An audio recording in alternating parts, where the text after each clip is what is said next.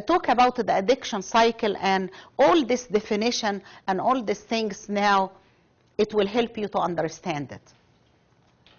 The addiction cycle, we said the definition of addiction is what? It is A equals C plus D.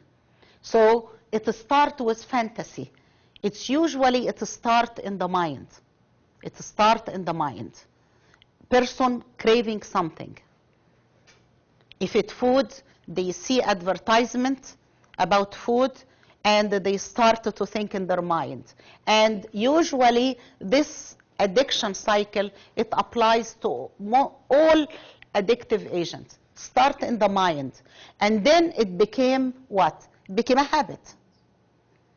It start in the mind, it became a habit, which sometimes we call it became a ritual. And say, for example, in case of sexual addiction, it leads to sexual act, which we call acting out. So really acting out, it starts in the head. A person saw even something, say, a month ago or 2 months ago, and they start to fantasize. It starts with the thinking ability, and it become ritual. And then after that, it leads that they act out.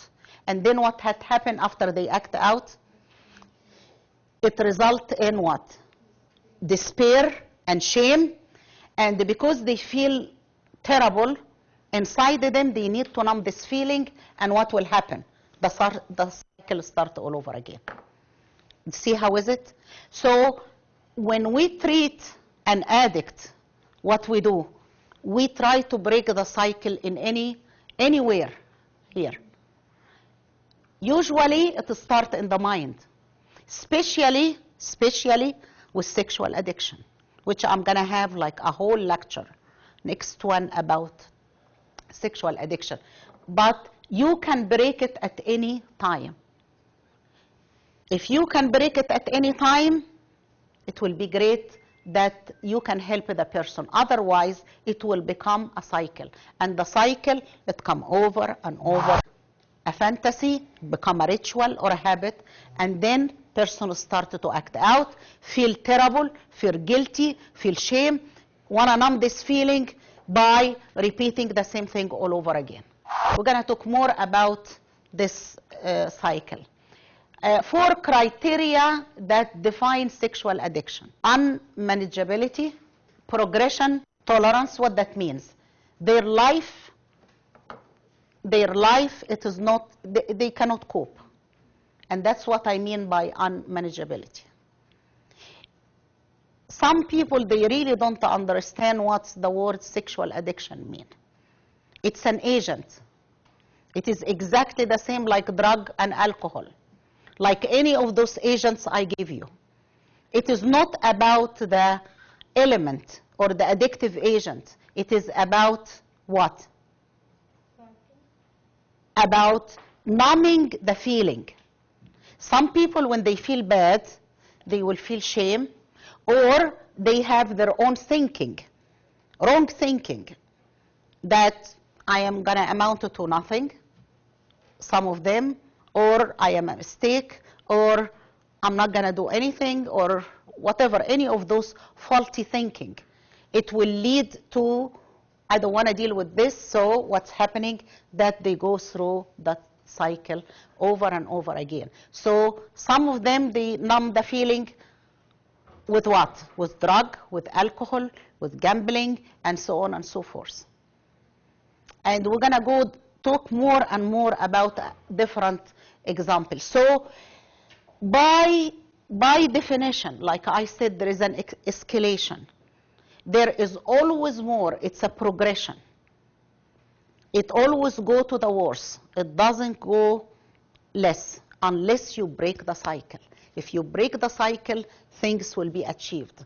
But if the person doesn't break the cycle by seeking help, it's going to go on and on and on and on. So by definition, there is 4 criteria that define sexual addiction, which is unmanageability, progression, or sometimes we call it mood altering, and negative consequences.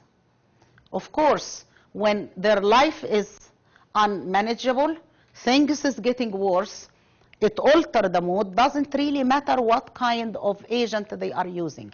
It alters their mood.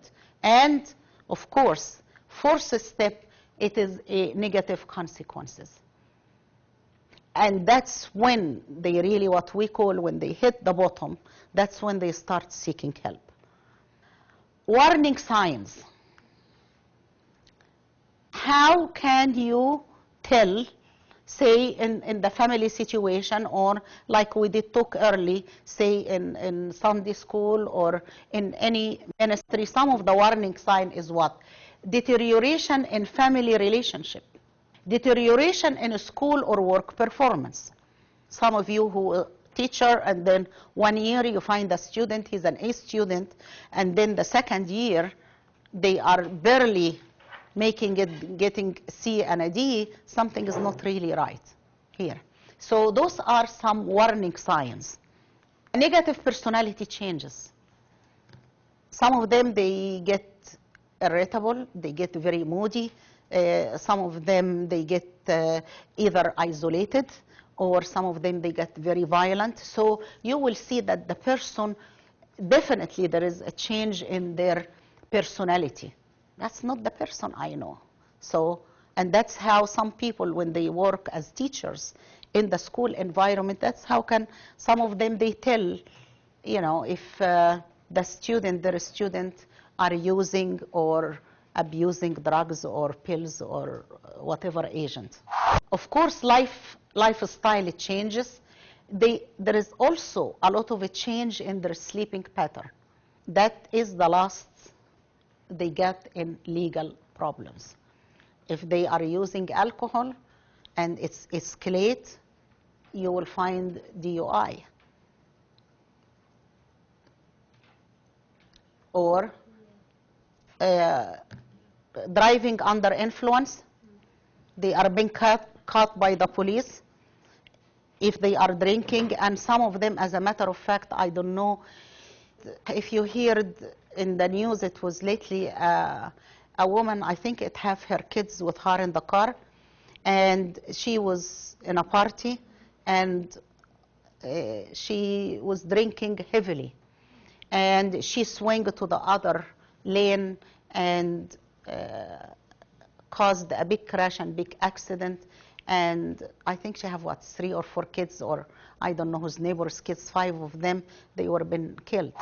It's very important when you are aware of, like, say, for example, if their grades go down. Okay, kids at teens, they can get hyper, they can get moody, but you will find that after a while they calm down, they can have a relationship, they don't want to be alone, their schoolwork doesn't change. But when you start to see any of these signs, something is wrong. And definitely you need to act on it. Maybe they cannot sleep because some of them, they are sensitive to caffeine and they have like hot chocolate or something before they go to sleep. So I'm not going to say that they are addictive to something. No, I have to do some investigation and see if they are, what causes that. First thing, take them to your family doctor. Check them. Is this, they are okay, do blood tests, do physical. At least you start to eliminate one thing. If they have, say, academic problem, you need to investigate. Is it because they don't understand the material? They feel inferior at school, someone is speaking on them, they don't like the teacher. You know, there is so many things. But definitely, we have to be wise, and in the same time, we have to be, what? Simple. Mean that we don't just jump to conclusion. No, we have to eliminate certain things. Same thing like when you go to the doctor and you say that I have a headache or something is hurt. He doesn't say, okay, you have a cancer. No, it doesn't. You know, but what happened? They go through a systematic elimination. Okay, did I do this? Did I do that? And so on and so forth. Very important. Why do young people use? use or abuse. Why? Curiosity. And basically, most of the thing because they want to know what's going on. It's curiosity. And that's basically in most of addictive agents. It can be the drug or alcohol.